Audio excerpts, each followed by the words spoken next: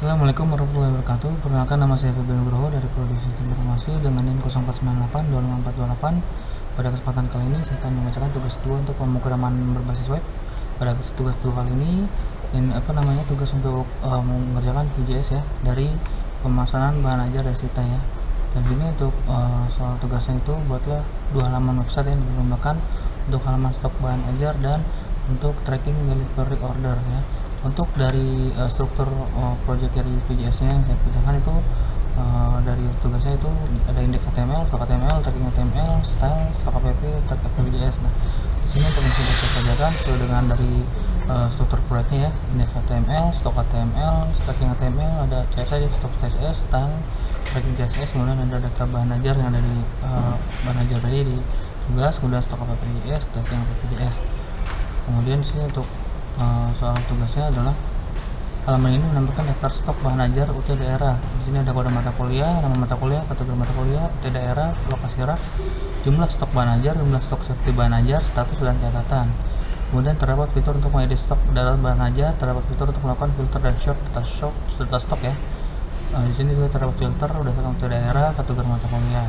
Di sini terdapat filter untuk kuantiti dari jumlah safety stok ya, jumlah stoknya misalnya sama dengan 0.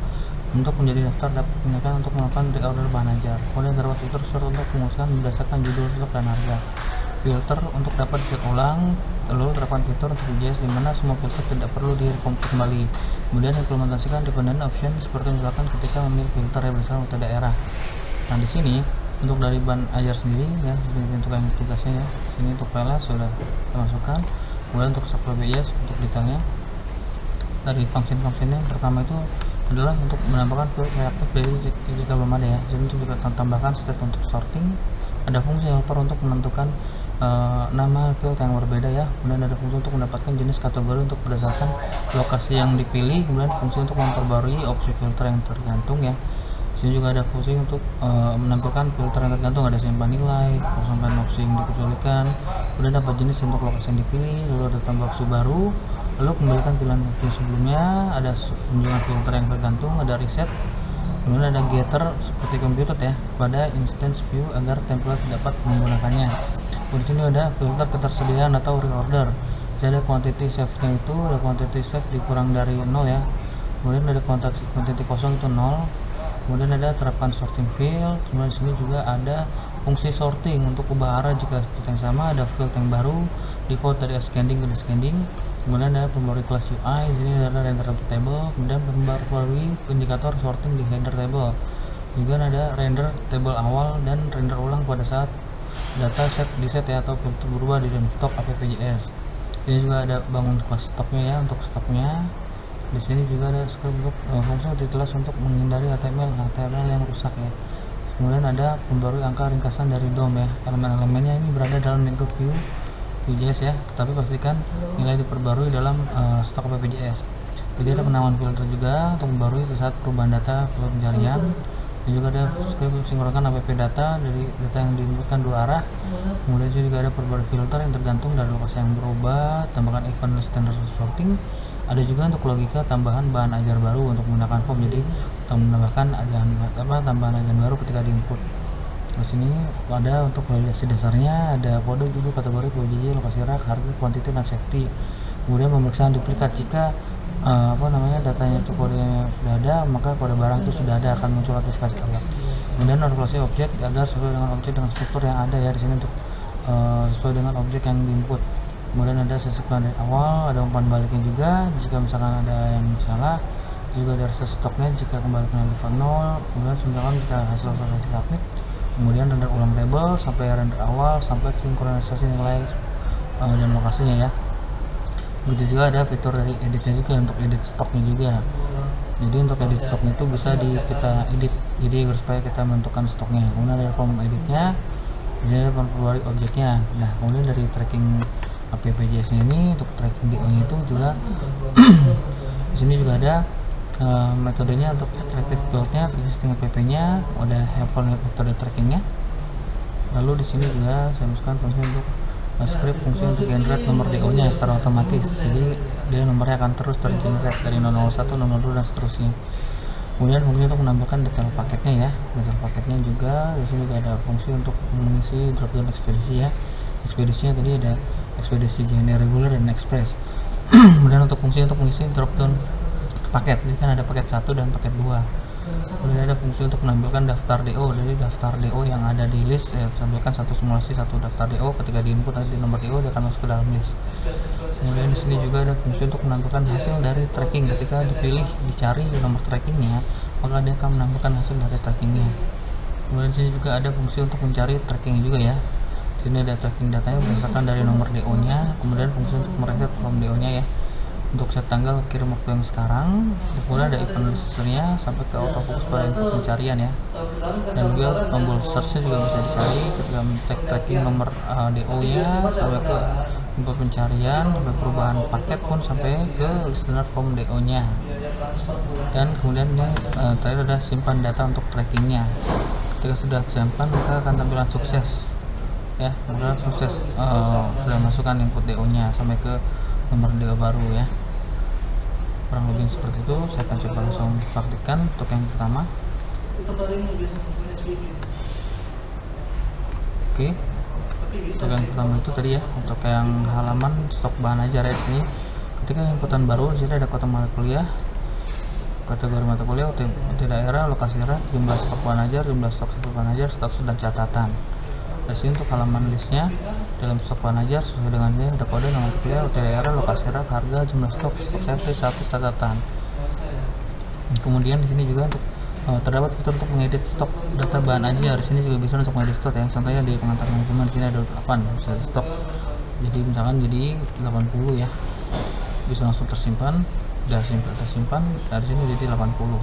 Jadi total stoknya juga ini bertambah. Jadi fitur edit sudah aktif. Dan juga untuk fitur melakukan filter short data stock ya. Jadi untuk data stoknya ini berdasarkan dari filter stok UT daerah dan kategori mata kuliah. Di sini juga Jakarta ya. Sini juga untuk yang kategori mata kuliahnya ya. Filter stoknya seperti ini. Jadi ketika pilih Surabaya, jadi untuk kategori mata kuliah hanya biologi. Kemudian untuk Jakarta tadi ada pengantar manajemen dan mata akuntansi. Di Makassar juga ada dasar sosiologi dan seterusnya. Di sini juga terdapat filter untuk menambahkan jumlah stok ya, dari kuantitas yang jumlah stoknya keluar dari 0 ya menjadi daftar untuk dapat melakukan reorder ya. Di sini juga untuk stoknya dari saya jumlah stok ya, dari scanning seperti scanning ya, dari yang terbesar sampai yang terkecil.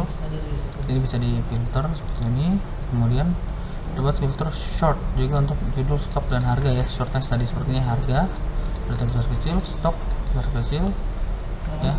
Kemudian juga judul juga ya, dari update dari yang A sampai Z gitu ya, sudah dengan urutan. Kemudian di sini untuk filter dapat di set ulang atau reset. Jadi kita di sini langsung reset semua lokasi ya, semua status bisa di reset gitu ya. Kemudian di sini dimana tidak perlu recompute sudah. Kemudian di option sama filter dan kategori daerah, kategori mata kuliah. Oke, misalkan di sini kategori Jakarta mata kuliah ya. Cari misalkan di sini cari bahan ajar metodologi penelitian, nah sini langsung muncul ya dari filter search-nya ya. Kemudian di sini juga menampilkan status dari stok bahan ajar, memberi status aman jika berwarna hijau ya jika stoknya safety stock. Kemudian jika menipis dia akan berwarna orange. Kemudian sini juga jika kosong dia akan berwarna merah. Saya akan coba input 1.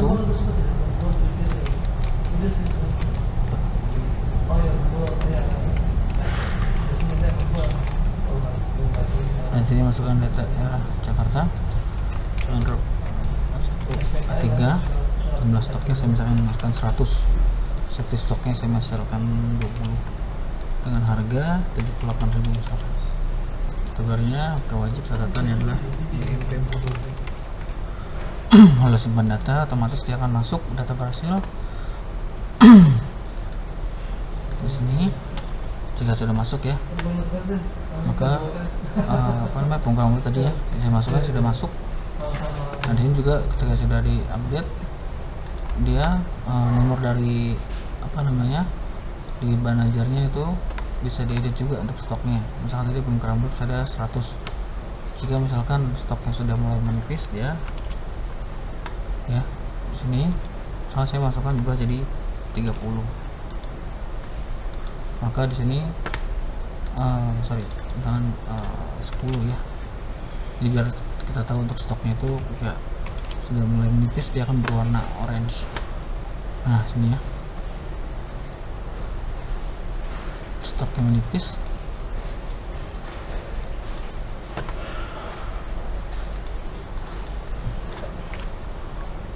Misalkan sini perubahan. Nah di sini ya, dia akan stok menipis ya, berwarna jadi orange seperti ini. Jika misalkan stoknya habis, kita bisa menolkan, maka dia akan menjadi merah ya, stoknya kosong gitu. Jadi untuk filter dari stok kosong, jika misalkan stoknya aman di warna hijau, jika warning menipis di warna kuning ya, orange gitu ya. Jadi kalau misalkan kosong dia akan berwarna merah, dia akan memberikan alert seperti itu. Kemudian untuk menambahkan data Banajaro tadi ya, sudah saya coba inputkan satu tadi ya, untuk pemrograman web, fitur untuk menambahkan data Banajaro baru tadi sudah saya contohkan. Kemudian untuk kedua adalah tracking pre-order. Halaman ini menambahkan untuk tracking status progress dari DO Banajaro. Sini ada nomor DO, penomorannya, kemudian tahun berjalan dari sequence. Kemudian DO-nya itu misalkan tahunnya DO 25, sini 001 awalnya. Kemudian selanjutnya tracking terbarunya akan menjadi 002, 003 dan seterusnya. Kemudian untuk NIM diisi secara manual, nama secara manual, ekspedisi di sini berdasarkan dari paket yang tadi dalam list ya. Paket Banajaro tadi saya sudah tuliskan paket 1 dan paket 2-nya, kemudian tanggal kirimnya juga sesuai dengan local time, dan total harga otomatis yang diambil dari array objek yang ada di paket harga tadi. Nah, jadi saya akan simulasikan di sini untuk yang tracking pengiriman. Tracking pengirimannya misalkan sini ya. Di sini ini tidak bisa diubah ya, karena dia akan terjadi otomatis. Kemudian saya coba masukkan NIM saya.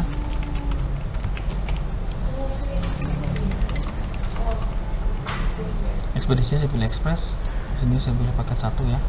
Misalkan tanggalnya saya pilih tanggal 19 misalkan. Nah di sini juga total harganya masuk ke subjek ke dia, ini bisa diubah otomatis sesuai dengan mengambil objek array yang ada di paket Banajaro ya, 220.000. Kemudian saya simpan DO. Oke. Jadi nomor DO harus otomatis tergenerate dan tersave. Dia hanya sementara ya. Kemudian di sini saya coba kolom pencariannya nomor DO misalkan saya cari ya. Di sini kita dilacak. Ya, kita dilacak, dia akan muncul statusnya diproses ya, DO dibuat dan sedang diproses. Jika misalnya saya mencari nomor 1 dilacak, nah di sini juga langsung dalam perjalanan ya untuk nomornya juga. Nah misalkan baru dan seterusnya, dia akan selanjutnya misalkan saya masukkan namanya ya, ekspedisinya tadi dengan kedua, paket ke-1 ya, misalkan tanggal sekarang kedua ya, kedua 40.000 saya simpan. Nah di sini juga langsung masuk nih si Anggi nih. Nah seperti itu. Jadi nomor DO nya tuh akan seterusnya tergenerate gitu. Nah di sini untuk filenya kurang lebihnya untuk indeks stok dan trackingnya sudah saya kerjakan. Kemudian sesuai dengan struktur projectnya sudah saya kerjakan. Jadi untuk file dan videonya akan saya upload ke YouTube, dan filenya saya akan kirimkan berbentuk RAR. Saya akan attach ke dalam subscription di tugas 2. Kurang lebihnya mohon maaf. Terima kasih. Wassalamualaikum warahmatullahi wabarakatuh.